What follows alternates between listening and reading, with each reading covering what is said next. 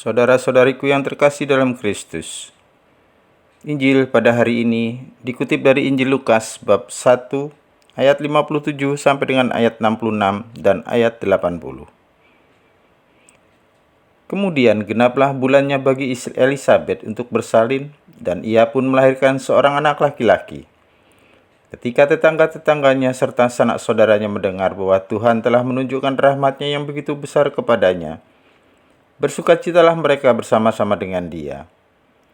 Maka datanglah mereka pada hari yang ke-8 untuk menyunatkan anak itu, dan mereka hendak menamai dia Zakaria menurut nama bapaknya.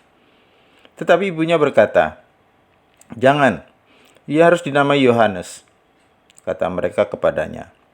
"Tidak ada di antara sanak saudaramu yang bernama demikian." Lalu mereka memberi isyarat kepada bapaknya untuk bertanya nama apa yang hendak diberikannya kepada anaknya itu. Ia meminta batu tulis, lalu menuliskan kata-kata ini. Namanya adalah Yohanes.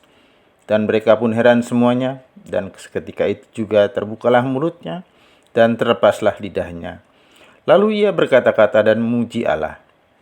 Maka ketakutanlah semua orang yang tinggal di sekitarnya, dan segala peristiwa itu menjadi buah tutur di seluruh pegunungan Yudea.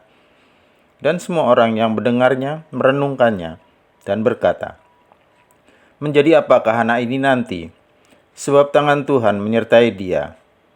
Adapun anak itu bertambah besar dan makin kuat rohnya, dan ia tinggal di padang gurun sampai pada hari ia harus menampakkan diri kepada Israel. Demikianlah sabda Tuhan. Terpujilah Kristus. Saudara-saudariku yang terkasih dalam Kristus, kebahagiaan hidup berkeluarga akan terasa lengkap dengan hadirnya seorang bayi. Kelahiran bayi dapat memberikan kekuatan tersendiri bagi setiap pasangan suami istri. Sebab menantikan buah hati untuk lahir ke dunia merupakan salah satu momen terindah dalam hidup. Anak seringkali dianggap sebagai pelengkap dari setiap keluarga. Maka dari itu, tak jarang kelahiran bayi menjadi suatu kebahagiaan yang tak akan pernah tergantikan. Apalagi jika pasangan itu harus menunggu dalam rentang waktu yang cukup lama, hingga sampai diterimanya bayi dalam keluarganya. Zakaria dan Elisabet telah sekian lama menantikan kelahiran seorang bayi. Akhirnya dikaruniai Allah seorang bayi disertai dengan tanda-tanda kemustahilan. Tuhan memilih keluarga Imam Zakaria untuk menjadi tempat kelahiran Yohanes Pembaptis, yang kelak dialah yang merintis jalan bagi kedatangan Yesus Sang Mesias. Tuhan menganugerahi keluarga ini dengan suatu kemustahilan. Tuhan mengizinkan Zakaria dan Elisabet yang sudah tua dan mati haid untuk mempunyai anak. Anak itulah yang akan menjadi perintis jalan bagi kedatangan Kristus. Dalam bacaan pada hari ini, kita dengar demikian. Kemudian genaplah bulannya bagi Elisabet untuk bersalin, dan ia pun melahirkan seorang anak laki-laki.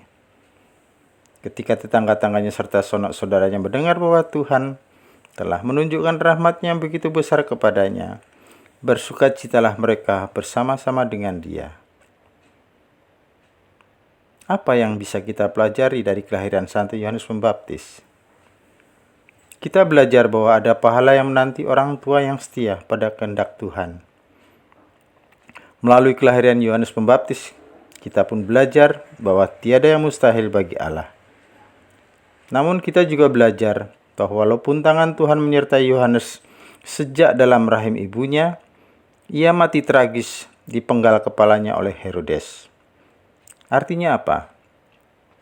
Tuhan menyertai setiap orang, tetapi tidak berarti bahwa dengan begitu setiap orang akan bebas dari kemalangan, persoalan, penderitaan, kesulitan, tantangan, dan kematian. Namun demikian, kematian Yohanes tidak sia-sia, karena selama hidupnya dia taat dan setia pada kehendak Tuhan.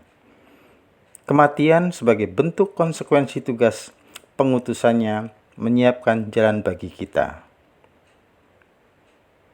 Bagaimana dengan kita? Sejauh manakah kita mengimani karya Allah dalam hidup? Selamat pagi, selamat berkarya, berkah dalam, Tuhan memberkati. Amin.